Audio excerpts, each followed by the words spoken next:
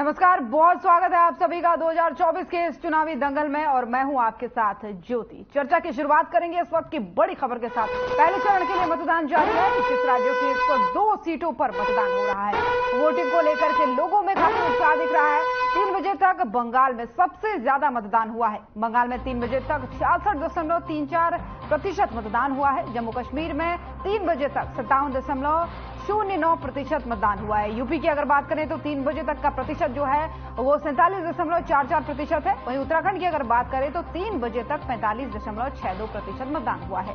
राजस्थान में 3 बजे तक 41.51% मतदान हुआ है। वहीं वोटिंग के दौरान कई जगहों पर हंगामे की खबर भी सामने आ रही है। तो बड़ी और अहम जानकारी मतदान को लेकर के इस वक्त का सबसे बड़ा अपडेट आपको दे रहे हैं, जहां पर 3 बजे तक का मत प्रतिशत सामने आ गया है और सबसे ज्यादा मत प्रतिशत जो है वो बंगाल का सामने आया है। पहले चरण के लिए अभी भी मतदान जारी है। 5 बजे तक कई जगहों पर मतदान होना है और ऐसे में मत प्रतिशत जो है वो लगातार बढ़ रहा है। 21 राज्यों की 102 सीटों पर मतदान हो रहा है, जिसमें वोटिंग को लेकर के लोगों में उत्साह तो जरूर दिख रहा है, लेकिन कई जगहों से जो है हंगामे की खबरें भी सामने आ रही है।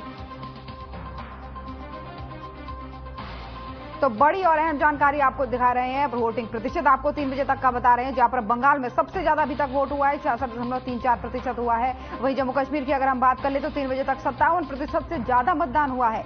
यूपी की अगर बात करें तो 47.44% मतदान हुआ है, यानी 48 के करीब यहां पर मतदान हुआ है। उत्तराखंड की बात करें तो 3 बजे तक 45% से ज्यादा मतदान हुआ है। वहीं तस्वीरों के माध्यम से भी लगातार आपको बता रहे हैं, जहां पर लोग लगातार अपने मत का प्रयोग करने पहुंच रहे हैं अपने अपने पोलिंग बूथ पर। बुजुर्गों की बात करें, युवाओं की बात करें, चाहे महिलाओं की बात करें, सभी अपने मत का अधिकार करने का प्रयोग करने के लिए यहां पर पोलिंग बूथ पर पहुंच रहे हैं। उत्तर प्रदेश की तस्वीरें भी आपको दिखा रहे हैं, उत्तराखंड की भी दिखा रहे हैं, साथ ही अन्य कई राज्यों की आपको तस्वीरें दिखा रहे थे। इससे पहले हम बंगाल की भी दिखा रहे थे और मध्य प्रदेश की दिखा रहे थे और साथ ही साथ बिहार की दिखा रहे थे। अभी एक जो तस्वीर है वो उत्तर प्रदेश से सामने है, जहां पर आप देख सकते हैं कि बुजुर्ग अपने मत का प्रयोग करने के लिए पोलिंग बूथ पर पहुंचे। वहीं बिहार की दूसरी तस्वीर जिसमें आपको महिलाएं दिख रही हैं, महिलाएं अपने मत का प्रयोग करने के लिए पहुंची है। उत्तराखंड की बात करें तो यहां से भी 5 सीटों पर लगातार मतदान जारी है। 5 सीटें एक तरीके से कहे तो उत्तराखंड की हॉट सीट है। छत्तीसगढ़ की अगर हम बात करें तो आप लाइनें देख ही सकते हैं तस्वीरों में, जिस तरीके से लगातार आपको बता रहे हैं। एक ही सीट पर, बक्सर सीट पर मतदान चल रहा है और इसके लिए लाइनें जो है कतारों में मतदाता सुबह से ही खड़े हैं, अपने अपने मत का प्रयोग कर रहे हैं। जहां एक तरफ भीषण गर्मी भी है, लेकिन दूसरी तरफ मतदाता अपने मत का प्रयोग करने के लिए जरूर पहुंच रहे हैं, जिस तरीके से लगातार आपको तस्वीरों के माध्यम से बताने का प्रयास कर रहे हैं।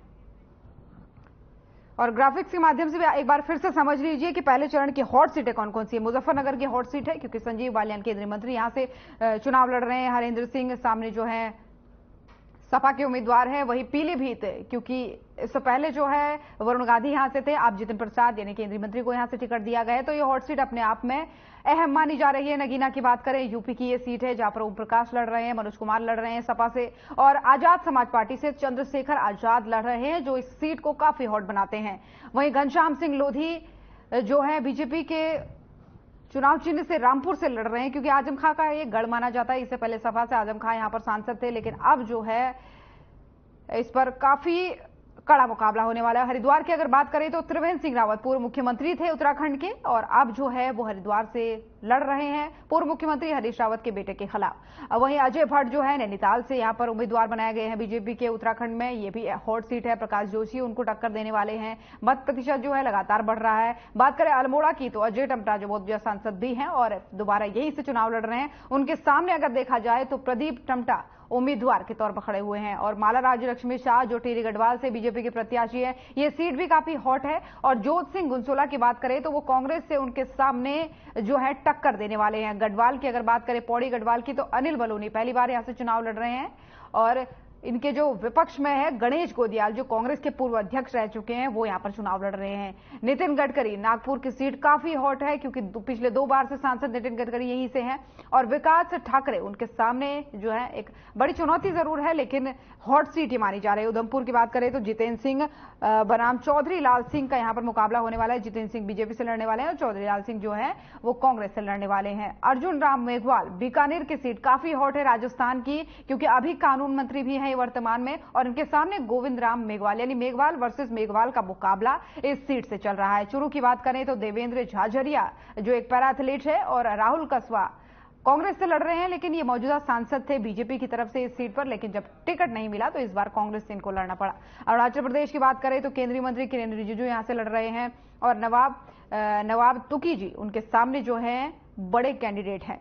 तो वहीं त्रिपुरा पश्चिम की अगर हम बात करें तो बिप्लब कुमार देव जो त्रिपुरा के पूर्व मुख्यमंत्री भी रह चुके हैं, इनकी वजह से ये सीट काफी अहम मानी जा रही है। इनके सामने कांग्रेस के आशीष कुमार जो है टक्कर देने के लिए खड़े। वहीं पहले चरण के मतदान की एक बार बात करें, एक बार फिर से नजर डाल लेते हैं कि कौन कौन से राज्यों में कितनी कितनी सीटों पर आज मतदान हो रहा है, मतदान जारी है। उत्तर प्रदेश की 8 सीटों पर मतदान जारी है और उत्तराखंड की हम बात करें तो 5 सीटें ऐसी हैं जहां पर सुबह से ही लगातार वोटिंग जारी है। पौड़ी, टिहरी, नैनीताल, अल्मोड़ा और हरिद्वार 5 ऐसी सीटें जिन पर सुबह से ही लगातार मतदान की जो प्रक्रिया है वो जारी। छत्तीसगढ़ की अगर बात करें तो नक्सल प्रभावित इलाका बक्सर जो है वहां पर सुबह से वोटिंग चल रही है बस्तर में, और लगातार आपको जो है अपडेट दे रहे हैं। बिहार की अगर बात करें तो 4 सीटों पर मतदान चल रहा है, सुबह से ही मतदान जारी है। 4 सीटें ऐसी हैं जिसमें आज जो है लोग अपने मत का प्रयोग कर रहे हैं। तो वहीं बात अगर आगे बढ़ के तमिलनाडु की करें तो तमिलनाडु में जितने भी जिले हैं 39, जितनी भी सीटें हैं 39, सभी सीटों पर पहले चरण में ही मतदान होना है। यानी तमिलनाडु का जो चुनाव है वो एक फेज में आज निपटा दिया जाएगा। सुबह से ही मतदान जारी है। राजस्थान की अगर बात करें तो 12 सीटों पर आज जो है मतदान सुबह से ही जारी है। लगातार मतदाता जो है अपने मत का प्रयोग कर रहे हैं। मध्य प्रदेश में 6 सीटों पर मतदान जारी है।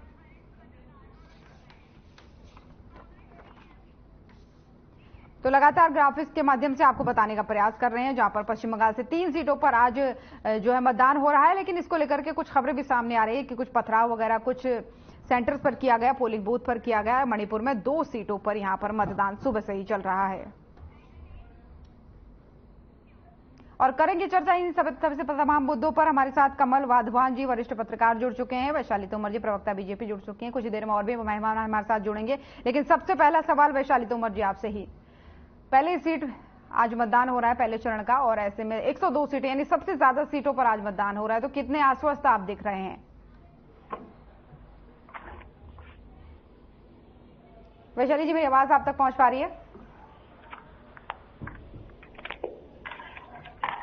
चलिए कोई बात नहीं, वैशाली जी आपसे दोबारा जोड़ने का प्रयास करेंगे। कमल वाधवान जी वरिष्ठ पत्रकार के तौर पर हमारे साथ जुड़े हैं। कमल जी मेरी आवाज आप तक पहुंच पा रही है? बिल्कुल पहुंच पा रही है। कमल जी सवाल मेरा यह है कि इस बार प्रतिशत जो है 75 का लक्ष्य रखा गया है चुनाव आयोग की तरफ से।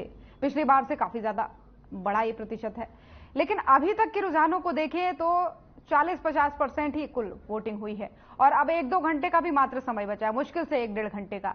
तो क्या लगता है ये जो टारगेट है ये छूने के आसार हैं, या क्या आप हालात देख पा रहे हैं? देखिए, लगातार जिस प्रकार से लोग चुनाव को लेकर जागरूक तो है ही, इसमें कोई दो राय नहीं है, लेकिन उसके साथ साथ इलेक्शन कमीशन भी लोगों को वोट की अपील करता रहता है। इसके साथ साथ राजनीतिक लोग भी अपील करते हैं, लेकिन कुछ इलाकों में सीजन है, फसल का सीजन चल रहा है, और निश्चित तौर पर उसका असर भी वोटिंग प्रतिशत पर पड़ेगा। और इसके साथ साथ अगर बात की जाए तो जिन राज्यों में ये चुनाव है वहां के अपने अपने कुछ व्यक्तिगत उनके अपने लोगों की ऐसी सोच हो सकती है कि ऐसा कम मतदान रहा हो।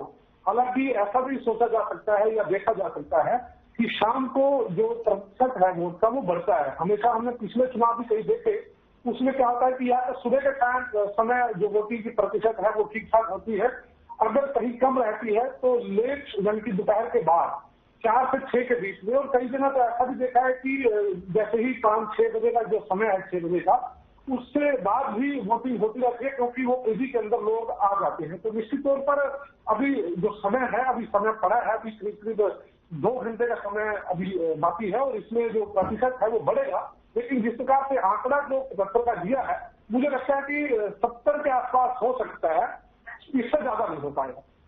लेकिन कमल जी एक और प्रश्न मेरा है, लोग मत का प्रयोग तो कर रहे हैं, जागरूक काफी है, लेकिन कुछ तस्वीरें ऐसी सामने आ रही है जो विचलित करने वाली है। बंगाल की बात करें, पथराव हो रहा है, मणिपुर में तो फायरिंग तक हो गई, तो ये क्या दर्शाता है?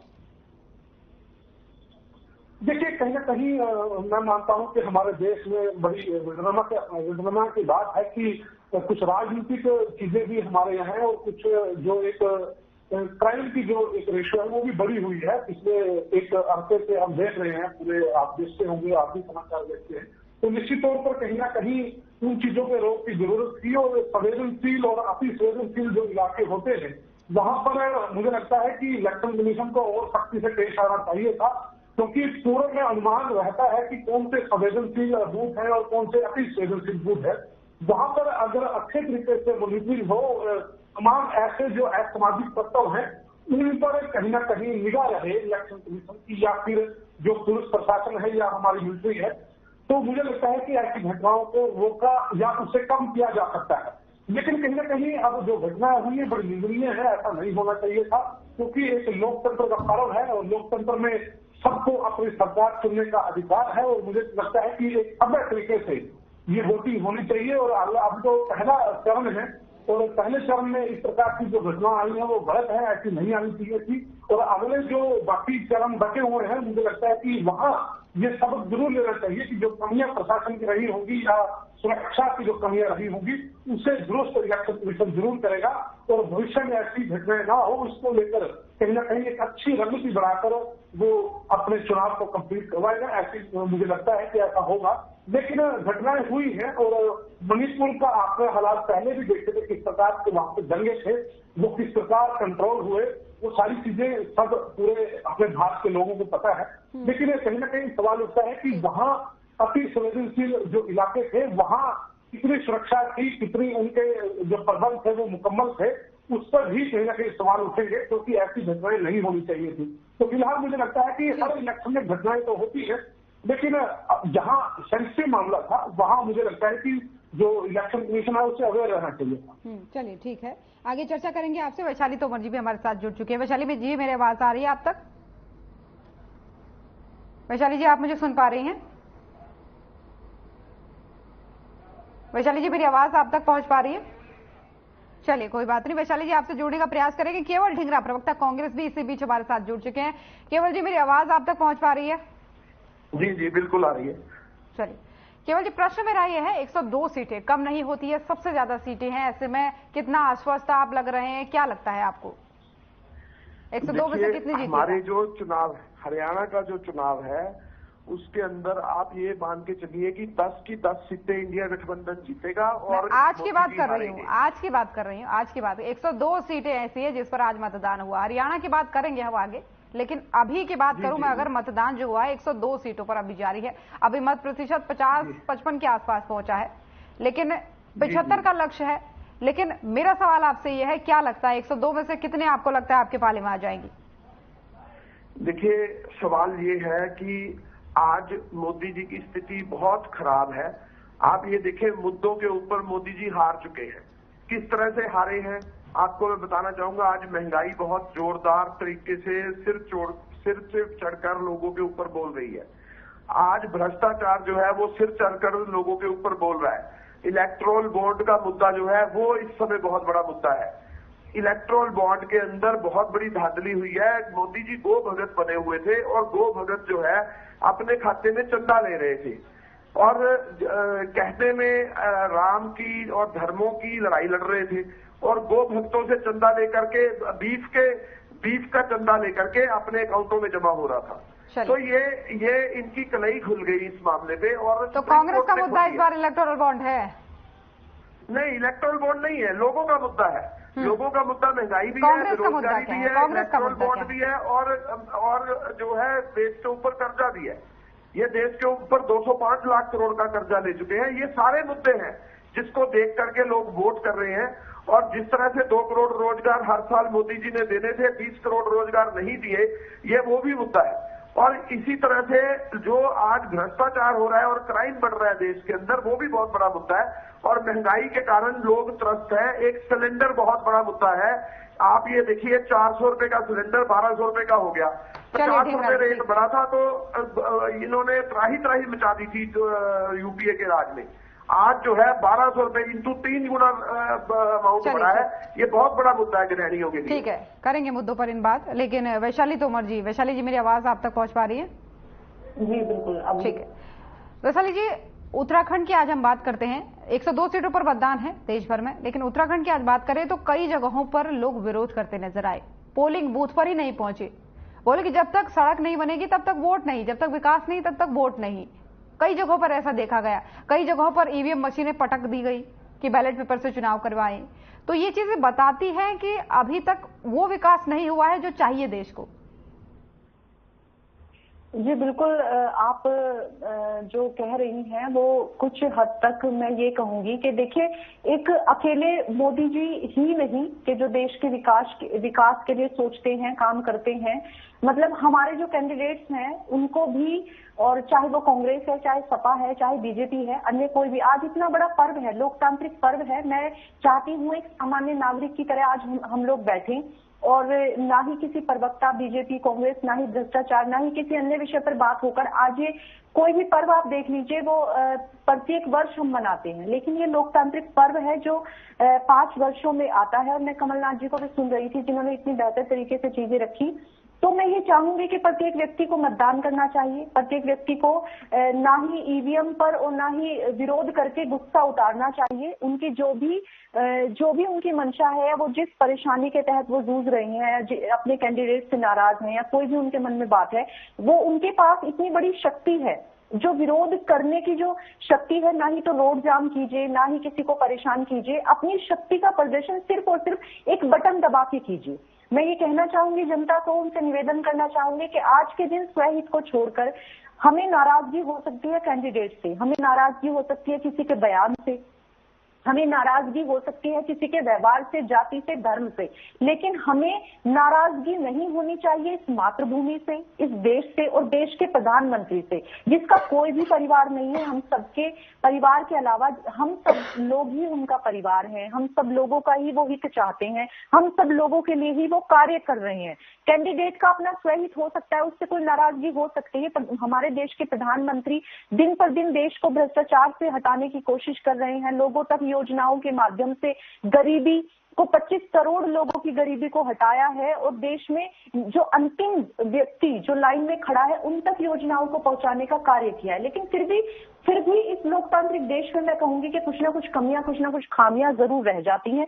तो आज के दिन सारी चीजें छोड़कर, सारे गिले शिकवे छोड़कर सिर्फ और सिर्फ मतदान के विषय में सोचना चाहिए। और मेरा मानना यह है कि देश से गंदगी को, कीचड़ को हटाने के लिए कमल के फूल को वोट देना चाहिए। पा रही हो तो उन लोगों का ये कहना है जिन लोगों ने ईवीएम पटकी है या जिन लोगों ने वोट का बहिष्कार किया है, एक गांव का एक भी आदमी पोलिंग बूथ पर नहीं गया, पूरा दिन पोलिंग बूथ सुनसान रहा। उनका ये कहना है कि सरकारें आई, बदली, हमने हर किसी को कहा, हमने अपने पत्राचार किए, हमने लिखित निवेदन दिया, हम जाके ऑफिसों के चक्कर काटे, लेकिन रोड बनाने को कोई तैयार नहीं। और कई सारे गांव वहां पर ऐसे हैं जो रोड से कनेक्ट नहीं हो पाते हैं। देखिए बिल्कुल, अगर लोगों की समस्याएं हैं तो वो परेशान हैं, तो लोगों की समस्याएं हैं, जरूरी है, तभी वो विरोध कर रहे हैं। रोड जैसी, पानी जैसी, बिजली जैसी, घर जैसी सुविधाएं जो हैं, जिसलिए लोग वोट देकर अपने जनता को कैंडिडेट चुनते हैं, तो उनकी समस्याओं का निराकरण होना चाहिए। ये बिल्कुल सही बात है। लेकिन आज के दिन मैं फिर भी यही कह रही हूँ कि अपना जो विरोध है वो ईवीएम पटक कर नहीं, वोट देकर करना चाहिए, अपने कैंडिडेट को विश्वास में लेकर करना चाहिए। और रही बात वोट की, हो भी सकता है कि दोपहर का समय है, आप देख रहे हैं कि अप्रैल है लेकिन गर्मी मई जैसी हो रही है, तो 2 घंटे अभी हमारे पास हैं और उस समय में हम मतलब लास्ट तक वोटिंग होगी, ये मेरा विश्वास है। चलिए ठीक है। कमल जी, दोनों को सुना आपने, लेकिन जो मुद्दे लेकर के पार्टी आती है, जो मुद्दे जनता के होते हैं, उनमें कितना डिफरेंस आप एज अ पत्रकार देख पाते हैं? क्योंकि कई सालों से आपने भी काम किया फील्ड में। जो मुद्दे पार्टियां रखती हैं हर बार और जो मुद्दे असल जनता के होते हैं, उसमें कितना डिफरेंस आप देख पाते हैं? देखिए, बहुत फर्क रहता है, इसमें कोई शक नहीं है। राजनीति के जो व्यक्ति है वो अपनी अपनी पार्टी का प्रचार निश्चित तौर पर करेंगे, लेकिन जहां सामान्य मुद्दों की बात आती है, मूलभूत सुविधाओं की बात आती है, तो वहां आम जो आदमी है वो पिसता हुआ नजर आता है। हालांकि मैं ये मानता हूं कि देश के लेवल पर बहुत सी अच्छी योजनाओं को अमलीजामा पहनाया गया, लेकिन बहुत सी योजनाएं ऐसी थी जिस पर काम करने की जरूरत थी, जिस पर पूरे तौर पर ध्यान ही नहीं गया। हमारे देश में बेरोजगारी की समस्या है, युवा आज रोजगार के लिए दर की ठोकरें खा रहा है। हालांकि दावा बड़ा था कि 2 करोड़ नौकरियां दी जाएंगी, लेकिन मुझे लगता है कि शायद वहां कुछ फर्क रहा। तो अब मैं मैन्युफैक्चर देख रहा था कुछ दिन पहले, जैसे आया बीजेपी का, और वहां भी रोजगार को लेकर कुछ खास ठोस बात मुझे दिखाई नहीं दी। लेकिन कहीं ना कहीं सवाल उठता है कि जो लोगों की जो मूलभूत सुविधाएं हैं, जैसे सड़क निर्माण की बात थी, रास्तों की बात है, हालांकि बड़े शहरों में सड़कों का जाल तो हम देखते हैं, लेकिन जब रूरल एरिया में जाते हैं, ग्रामीण एरिया में जाते हैं, वहां के लोगों के सामने किस प्रकार की समस्याएं हैं सड़क को लेकर, उसको भी मुझे लगता है कि सरकारों को समझना पड़ेगा। क्योंकि धरातल पर कुछ चीजें अलग हैं और जो ब्लू प्रिंट सरकार का होता है उसमें कुछ चीजें अलग हैं। तो निश्चित तौर पर अगर आप जो भी सरकार हो या जो भी सरकार अगली बने, उसको आम लोगों की जो सुविधाएं चाहिए उसका ध्यान रखना होगा। और निश्चित तौर पर उसको लेकर अब कहीं ना कहीं लोग अवेयर होते हुए दिखाई दे रहे हैं और अपनी बात कहने के ढंग अलग अलग आप देख सकते हो। अभी इलेक्शन के दौरान जो कैंपेन हो रही है, बहुत से बीजेपी लोगों का विरोध हुआ, बहुत से इनके जो सहयोगी दल थे उनका भी विरोध हुआ। तो ये विरोध क्यों हुआ? अगर सत्ता में रहते इन लोगों ने बहुत अच्छे काम किए तो निश्चित तौर पर इनको शाबाशी मिलनी चाहिए थी। अगर इनकी ओर से अगर कहीं कमियां रही हैं तो तभी तो विरोध हो रहा है। तो मुझे लगता है कि अब समय था, समय रहते उन कमियों को सरकारों में जो लोग आए उनको सुधारना चाहिए और लोगों के लिए जनहित में क्या ये लोग करेंगे, इनका विजन क्या है, वो विजन बड़े अच्छे तरीके से लोगों के हित के अंदर होना चाहिए। ऐसी मेरी कामना है, ऐसी मेरी अपनी सोच है। लेकिन ये बात सच है कि जो भौगोलिक स्थिति हम देखते हैं, जो फिर हम ग्राउंड लेवल पे चीजें देखते हैं, ग्राउंड जीरो से जो सुविधाएं लोगों को चाहिए, आज लोग गली नाली के लिए तरस रहे हैं, आज लोग पानी के लिए तरस रहे हैं, आज लोग शौचालय के लिए तरस रहे हैं। तो मुझे लगता है कि ये वो मूलभूत सुविधाएं हैं जो हर आदमी के पास, हर लोगों को जो ग्राम तक का लोग है उसे मिलना चाहिए और निश्चित तौर पर सरकारों को इसके ऊपर काम करना चाहिए। ऐसा मेरा मानना। समय की थोड़ा सा कमी है, लौटूंगी आपके पास। ढींगरा जी आपके पास भी आऊंगी, लेकिन उससे पहले वैशाली जी आपसे रिएक्शन लेना चाहूंगी, क्योंकि चाहे क्राइम के रेशियो की बात करें, चाहे रोजगार की बात करें, तमाम सारे सवाल जो हैं मूलभूत सुविधाओं को लेकर के कमल जी ने उठाए, उनका जवाब आपसे चाहूंगी। उसके बाद ढींगरा जी आपके पास आऊंगी। मैं बिल्कुल कमल जी की बातों से, मैं कुछ बातों से सहमत हूँ और कुछ बातों से बिल्कुल भी सहमत नहीं हूँ। कमल जी खुद एक पत्रकार हैं। आज मैं ये बात किसी पार्टी की प्रवक्ता होने के नाते नहीं बोलती, इस देश की नागरिक होने के नाते बोल रही हूँ। कमल जी, आप इतने विद्वान हैं, आपकी बातों को मैं सुन रही थी, लेकिन जब एक विद्वान व्यक्ति समाज को कुछ कहता है तो समाज उसको सुनता है। मैं मानती हूं कि आप पत्रकार हैं, पत्रकारिता के माध्यम से आप जो भी कुछ कहेंगे उससे कम से कम 10 व्यक्ति, अगर उसमें से 50 व्यक्ति आपको सुन रहे होंगे तो 10 व्यक्ति आपसे इन्फ्लुएंस जरूर होंगे। तो मैं समाज के नागरिक होने के नाते आपसे निवेदन भी करूंगी और आपसे फेवर भी चाहूंगी कि क्या रोजगार, सरकारी नौकरी ही एक माध्यम है? क्या व्यक्ति अगर स्किलफुल है तो रोजगार, वो बेरोजगार है? आप बताइए, आप कोई सरकारी पत्रकार हैं लेकिन फिर भी आप रोजगार हैं। जो मेरी एंकर मेरे साथ मेरी बहन जुड़ी हुई है वो सरकारी नौकरी पर नहीं है, लेकिन फिर भी वो कितने रोजगार पे हैं और हम लोगों को भी रोजगार दे रही है। हम लोगों की बातों के माध्यम से समाज को आईना दिखा रही हैं। आप बताइए, जितने चैनल चल रहे हैं क्या वो सरकारी हैं? क्या वो दूसरे पर डिपेंडेंसी है? जब हम अपने मन से, मैं ये मानती हूँ कि अगर व्यक्ति स्किलफुल है तो वो बेरोजगार कभी भी नहीं हो सकता, कभी भी नहीं। अगर उसके कंठ में सरस्वती का वास है तो वो गाना गाएगा, अपने आदमी अपने आप भी रोजगार रहेगा, देगा अपने आप को। कमल जी आपसे भी रिएक्शन, वैशाली जी समय की थोड़ा सा कमी है, समय की थोड़ा सा कमी है। कमल जी आपसे भी रिएक्शन लूंगी, लेकिन उससे पहले ढींगरा साहब हमारे साथ बने हुए। ढींगरा जी, आपको मेरी आवाज आ रही है? जी बिल्कुल आ रही है। दोनों को आपने सुना, क्राइम का रेशियो भी कुछ हद तक है, ये कहना है कमल जी का। वरिष्ठ पत्रकार है, बहुत अनुभव उनको फील्ड में काम करने का। और चाहे बात करें रोजगार की, चाहे बात करें रास्तों की, सड़कों की, तो उसको लेकर उन्होंने जो टिप्पणी की है, कांग्रेस का रोड मैप क्या है, जल्दी से बताइए क्योंकि समय की कमी है। 1 मिनट आपके पास है। देखिए सबसे बड़ी बात यह है, कांग्रेस का रोड मैप यही है कि कांग्रेस आएगी, 5 न्याय की बात रख रही है, जॉब 30 लाख जो खाली छूटी हुई है उनको भरने की बात कह रही है। कांग्रेस आएगी सारे मुद्दों के ऊपर, चाहे वो रोजगार का होगा, चाहे महंगाई का होगा, चाहे उसको सब पे अंकुश लगाने का काम करेगी और रोजगार देने का काम करेगी। और जिस तरह से अग्निवीर बना दिए गए उस योजना को खत्म करने का, दोबारा से फौज की भर्ती शुरू करने का काम करेगी। इसी तरह से जो हमारे देश के ऊपर बहुत बड़ा जो कर्जा चढ़ चुका है उसको ठीक करने का काम करेगी। कांग्रेस ने 5 न्याय दे, महिलाओं को न्याय देने की बात कही है। जो महिलाएं घर पे जिनकी हालात खराब हैं उनको 1 साल के अंदर 1 लाख रुपया अमाउंट देने का भी काम करेगी कि उनसे उनकी रोजी रोटी जो है उसका काम चल पाए। इन्होंने सिर्फ वायदे किए थे, झूठे वायदे थे, अब उनके ऊपर काम करने की जरूरत है। इसलिए इंडिया गठबंधन आएगा और मोदी जी जाएंगे। ठीक है ढींगरा जी, लौटूंगी आपके पास। कमल जी छोटा सा रिएक्शन, उसके बाद वैशाली जी आपके पास आऊंगी। कमल जी छोटा सा रिएक्शन, आप कुछ कहना चाह रहे थे?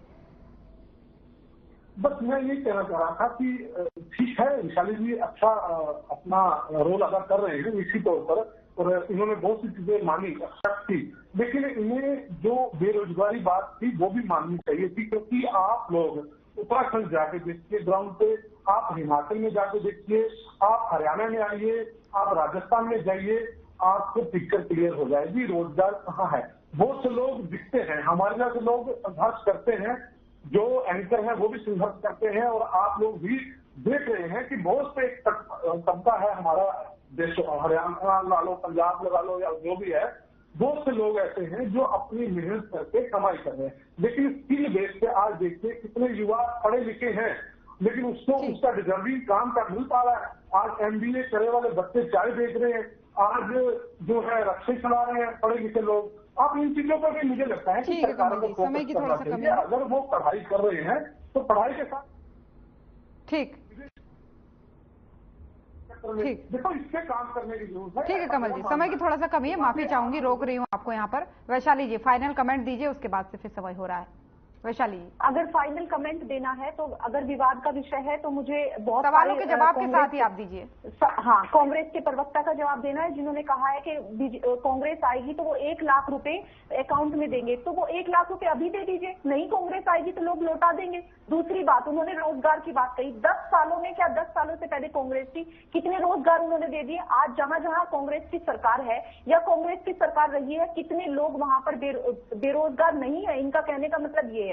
दूसरी बात, इन्होंने ऐसे लोगों को ही कहते हैं देश की अखंडता की बात करते हैं, इन्होंने कन्हैया जैसे लोगों को कैंडिडेट चुना है, ऐसे लोगों को कैंडिडेट चुना है जो कहते हैं भारत के टुकड़े होंगे इंशाल्लाह इंशाल्लाह। ये देश की बात करते हैं, देश को बेच खाएंगे ये। जनता को अभी भी सोचने की आवश्यकता है कि कांग्रेस को वोट दिया ना उन्होंने, तो सबको अपना धर्म परिवर्तन भी करना पड़ेगा और खालिस्तान और पाकिस्तान यही बैठे रहेंगे। अपने ये जो रोजगार और बेरोजगारी की बात करते हैं, बस छोड़िए, मैं चैनल के माध्यम से क्या कहना चाहूंगा। रही बात अभी आज आपने 1% रिएक्शन की बात कही, तो पहले चरण का मतदान है। मैं हाथ ठीक है वैशाली जी, समय की थोड़ा सा कमी है कि सबके सब कमल के फूल को वोट दें और अपने। ठीक है वैशाली जी, समय की थोड़ा सा कमी है, माफी चाहूंगी, रोकूंगी आप सभी को। बहुत बहुत धन्यवाद आप सभी मेहमानों का हमारे साथ जुड़ने के लिए। तो लगातार कवरेज जारी है, पहले चरण का मतदान जारी है, अभी थोड़ा समय और बचा है। ऐसे में मत प्रतिशत का जो अपडेट है वो लगातार हम आपको दे रहे हैं। यहाँ पर रुकेंगे एक छोटे से ब्रेक के लिए, कहीं मत जाइएगा।